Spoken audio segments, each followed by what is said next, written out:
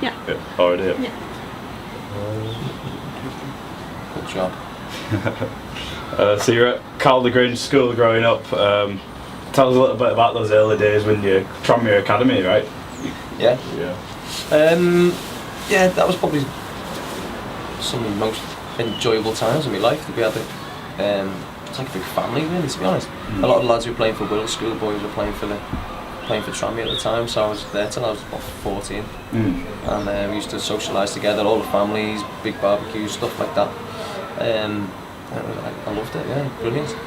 That was when football was like just football, not a job, no pressure. Those early days you could just play with your mates down the park, and that's it. 2 spells at Tranmere, like you said, on loan in 05, 06 and 11 to 12 you signed for the club. What's it like playing for the first team coming from the academy? Yeah, it was fun sitting there as a fan, and then being a player on the pitch was a really proud moment for me. Guys I used to look up to and like they were my heroes, you know. I used to stand on the side there and wait for them to throw off the tie-ups, and then to be one of them players going on the pitch is like you've actually just got to try and focus, right? You know, you've got a job to do on the pitch. But it was a real nice moment for me. Is it hard not bringing that emotion onto the pitch as a fan? Sometimes, yeah.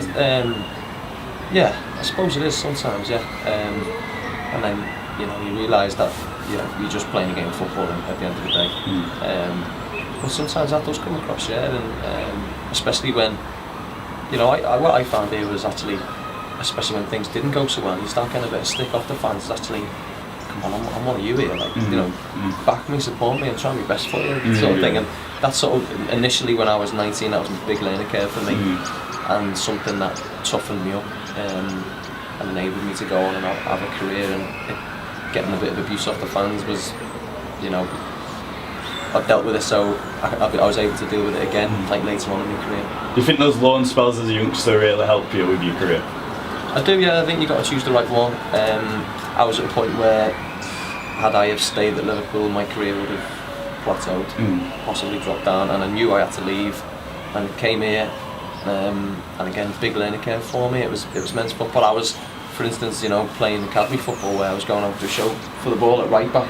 The centre back was just booing it long. Yeah. Because it was like pressure football. So yeah, and then I knew I had to leave, and there was an option for me to stay here at the end of the season for the next season, but I decided that I needed a fresh start and move away from the area, move away from what was comfortable, and I went up to Carlisle. Oh, yeah. As a youngster, you captained England throughout the age groups. I think you were 15 playing under 19s football, is that right?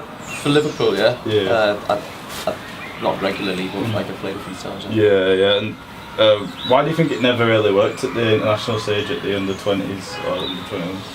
I got to the under 20s, it's still captain then, but by the time you get into the under 21s, is like, if you look at the 21s team, they're all Premier League players. I wasn't a Premier League player, so that's why it didn't work that way. I mean, the 20s, I was surrounded by lads who were playing regular League Championship and regular Premier League football, so I mean, on that basis then, I wasn't to kick on. I think I look back on my career now, and I was a centre back till I was about 19, and I just didn't physically develop enough for somebody to really give me that shot as centre back. So I sort of moved out to right back. I had to find my feet there. I had to develop sort of as a right back, and I've been home as a centre back for all these years, so it was a big change for me. You see many footballers talking about the difference between centre half and right back. It's a big difference, so it had to adapt to the youngster changes. Yeah, there was a little bit. Yeah, I've always found it more comfortable centre half. I often say it's the most easiest position on the pitch. And then you're out to right back and you're up and down constantly. You need to have a little bit of ball skill as well, and especially like modern game now, you see fullbacks going you're up and down. So yeah, it was a bit of a change, and you eventually find your level at that, at that position, and yeah, so it was. Coming on to Liverpool, how did that move come across to go there? I was getting a bit of attention playing schoolboy football and for Tranmere, and a few clubs were getting in touch. I used to have scouts ring the house on a Sunday night. It was mad. It was so I had a few options. It was Liverpool, like Man City, Man U, and all the West End clubs were all really interested in brought me in and showed me the facilities, went to like games and stuff. They really looked after me. I was very, very close to going to Man City. There's not Man City we know now, obviously. It was Joe Royle was the manager. Went to meet him, we talked all sorts of agreed all terms and everything. And just at the last minute, I followed my heart. And I went with me boyhood sort of dream of going to Liverpool. So it's one of them. I don't regret it. I played for the club. I played, got 4 games, and I was on the bench and in around the first team and in around the players. But at the same time, I'm looking at the bigger picture where I had friends who were at Man City at the time playing like 20 games for the first team instead of 4, or they were at Sheffield Wednesday where they were established themselves as a championship player. So in the long run, I'll probably look back and think maybe I should have gone to a Sheffield Wednesday and maybe tried to establish myself as that player. But yeah, I can't hindsight's a great thing, isn't it? Yeah, but I can't really regret anything because I lived out a dream at Liverpool, so Like I say, man of the match in your first appearance in the League Cup final against Spurs in the quarter final. Do you think a career at the top level is destined when you put in such a shift like that? Yeah, to be fair, like I don't know. I look back now, you get man of the match. It was a big game, White Hart Lane and stuff like that. And you think, right, I've got a chance now. And to be fair, I did get a little bit of a chance, and maybe it just wasn't good enough. And I think, look, I give it everything that I thought I could give it at the time. And I'd say, you look back now and knowing what I know now, would have done a couple of things differently maybe. But I think I'd give it my best shot, Your next appearance were in the FA Cup defeat against Burnley for the infamous Traore goal. Do you think that defeat dented your first team hopes a bit? Possibly. Every time I seem to play for the first team, we seem to get beat. So we played Burnley, we got beat. Crystal Palace, we got beat. I played in the Premier League against Southampton, we got beat. And so it just became a case of like, wow, I was just very unfortunate in that case that had we beat Crystal Palace, it would have been another run in the cup. A few more games, possibly more fit, like Premier League games. So it was just unfortunate, I think, that way. What was Djimi Traore like as a player? He gets a bit of stick now. He does get. He was an athlete. He was a strong runner. He was decent on the ball. He just struggled sometimes with his confidence. But he was a real good player. And there was a few players back then, like Igor Biscan was another one. He was a lot of stick, but he was a good player. You were in the Premier League game, you said at Southampton. The story about Redknapp putting Crouch on you? Yeah.